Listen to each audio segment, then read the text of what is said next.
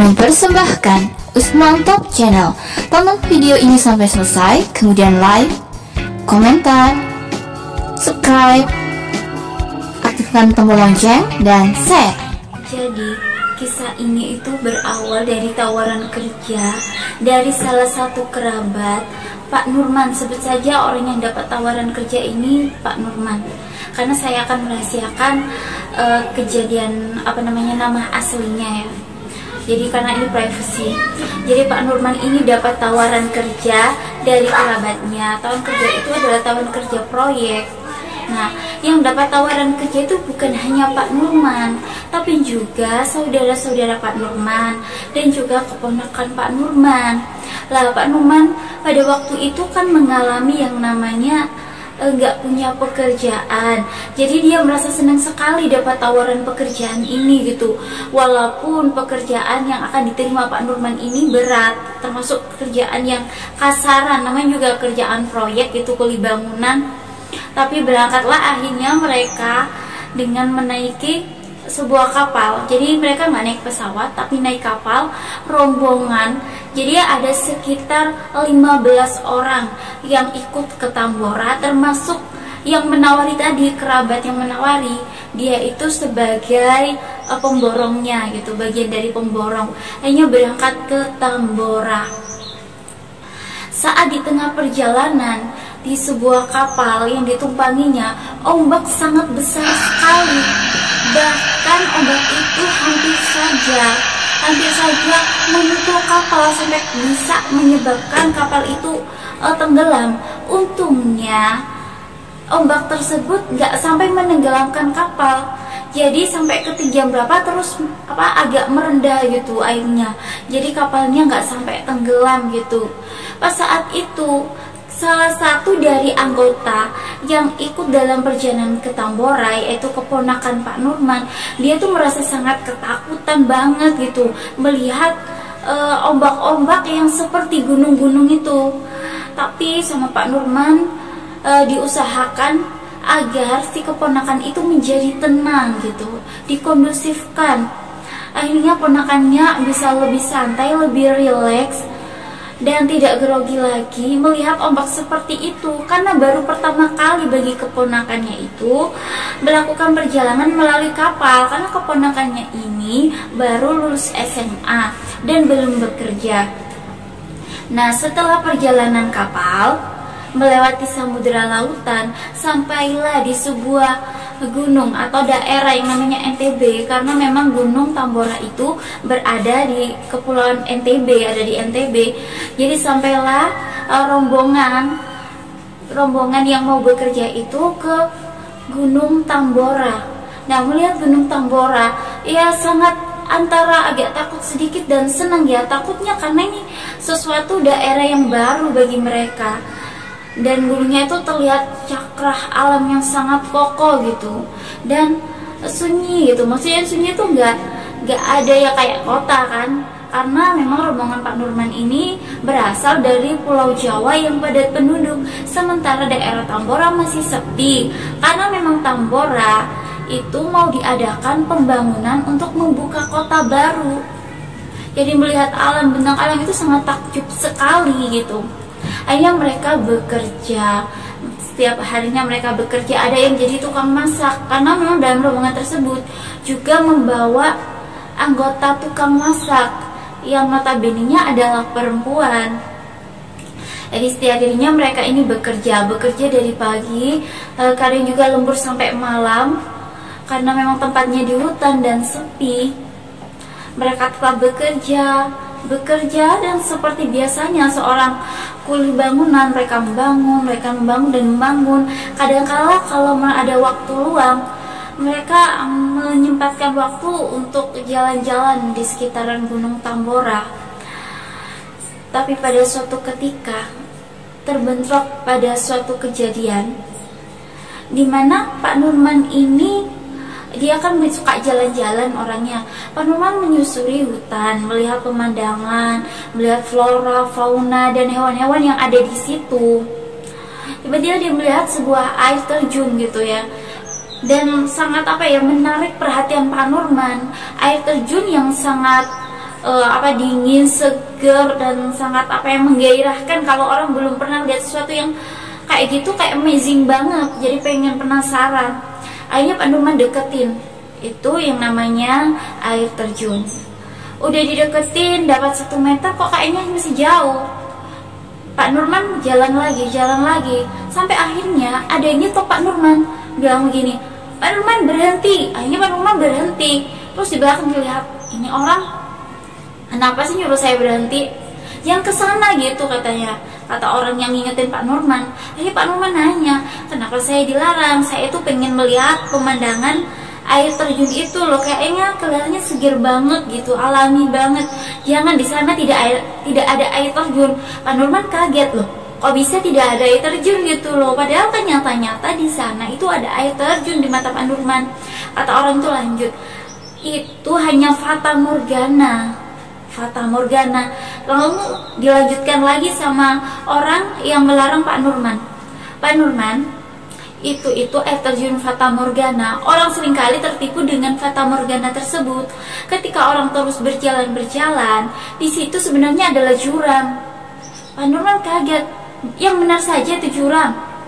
Akhirnya orang itu mengajak Pak Nurman, menggandeng Pak Nurman dan mengajaknya berjalan beberapa meter sampai mendekati air terjun, lalu melemparkan sebuah batu. Dan ketika batu itu dilempar, bunyi seperti batu itu jatuh ke dalam jurang. Bisa kebayangkan batu kalau jatuh ke dalam jurang itu suaranya berbeda kalau dengan batu yang jatuh ke dalam air. Jadi dengan gitu Pak Nurman kaget. Jadi itu bukan air terjun, tapi itu adalah cuma fata morgana. Iya, di sini itu memang banyak kejadian-kejadian yang di luar logika. Jadi jangan mudah terpukau dan berhati-hatilah di sini. Seperti jangan mengucap kata-kata kotor, jangan membuang sampah sembarangan, mengotori lingkungan. Pokoknya sikap dan ucapan harus dijaga. Mendengar hal itu, Pak Nurman akhirnya kembali ke tempat kerja. Seperti biasanya, Pak Nurman tetap bekerja. Agak lama bekerja, sekitar seminggu, 2 minggu, 3 minggu. Kok ada lagi yang beda gitu sebenarnya. Akhirnya satu persatu dari setiap orang bercerita. Pada suatu ketika pas waktu malam berkumpul, menceritakan kejadian-kejadian aneh yang mereka rasakan gitu. Seperti kenapa ada yang sakit gitu, kenapa badannya seperti ini, mengalami nggak enakan. Terus ada juga yang bercerita mengalami suatu hal keanehan-keanehan. Misalkan satu di antara rombongan, ada yang ketika mereka bermain ya, di situ kan ada kayak laut, dekat laut gitu kan, bermain terus menepi, menelpon keluarganya. Pas menelpon keluarganya balik nanya, di situ banyak anak-anak kan, ramai kan. Yang heran dong, yang ditelepon itu rombongan tersebut yang ditelepon sama keluarganya dan bilang ini, di sini tuh nggak ada anak-anak, di sini tuh hutan, mana mungkin ada suara anak-anak. Tapi ada banyak anak-anak yang bermain riang, tidak ada. Hanya hal itu diceritakan dan saling bercerita. Memang kejadian ini itu sangat janggal sekali. Dan ada lagi yang bercerita, ketika mereka melakukan perjalanan, tiba-tiba ada suara seperti perempuan, terus suara pasak. Dan hal ini tuh aneh, bertolak belakang dengan kenyataan bahwa Tambora itu adalah hutan. Tambora itu bukan sebuah permukiman, tapi permukiman baru yang akan dibuka. Bukan sudah dibuka, tapi akan dibuka. Jadi nihil kalau banyak kegiatan-kegiatan masyarakat, karena memang baru gitu loh. Ibaratnya itu hutan yang dibuka untuk nantinya akan digunakan untuk permukiman, untuk kota. Mendengar hal semacam itu, mereka semakin penasaran dan semakin penasaran.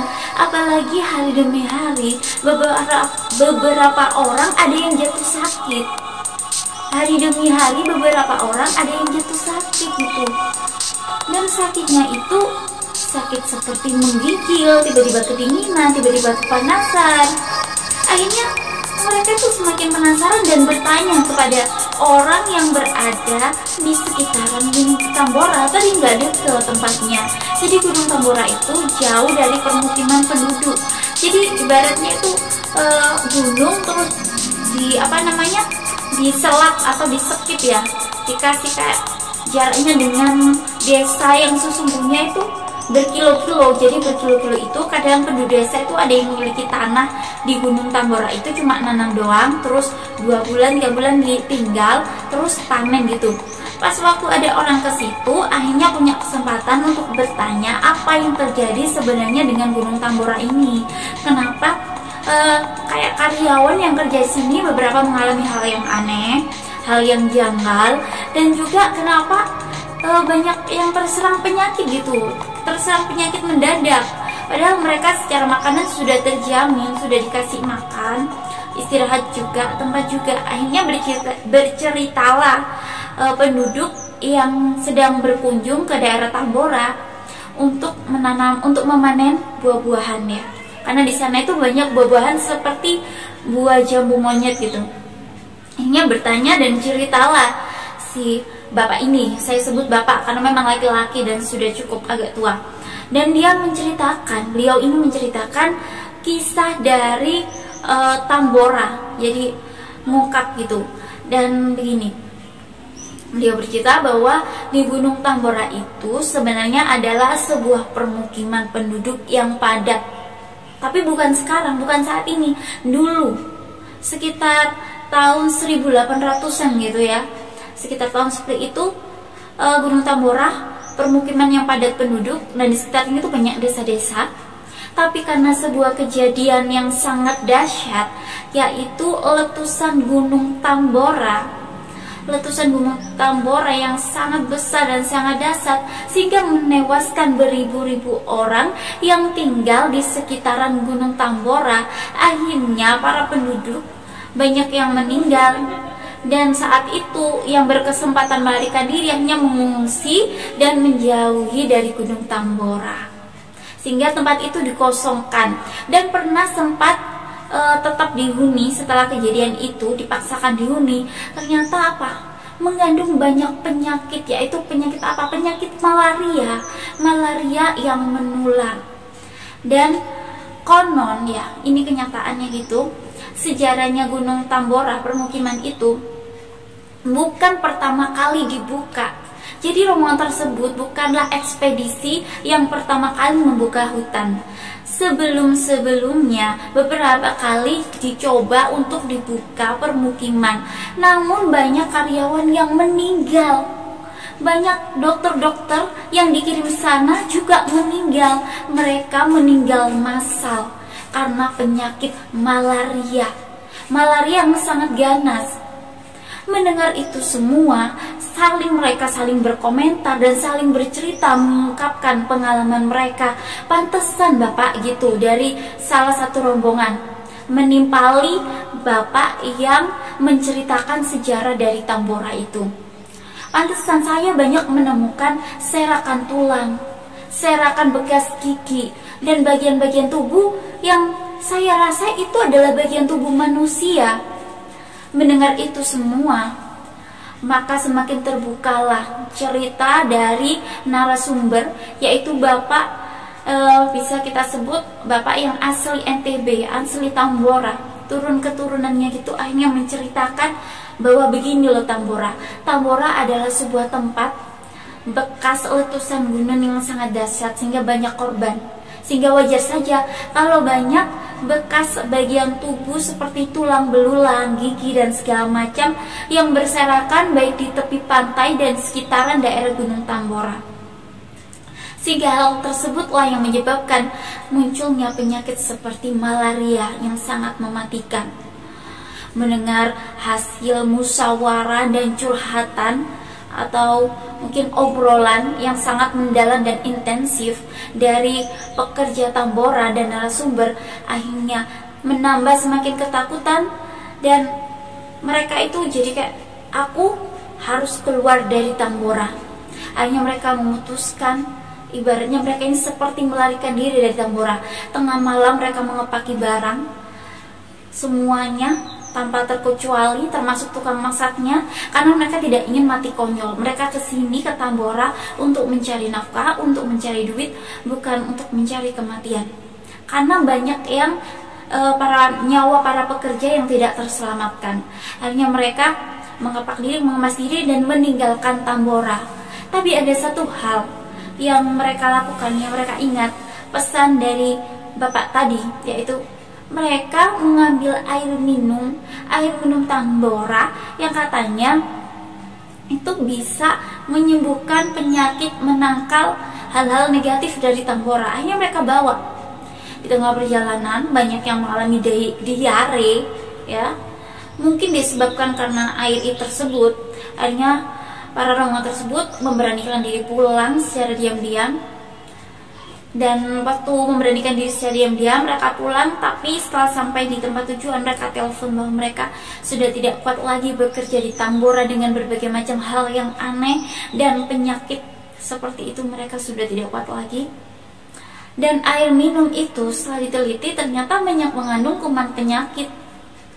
Dari pelajaran di sini hikmahnya adalah ketika kita bekerja, kita harus tahu tempat pekerjaan itu seperti apa, tempat kita bekerja, keadaannya seperti apa, gimana reputasinya. Dan yang kedua adalah kita jangan mudah 100% percaya dengan orang lain.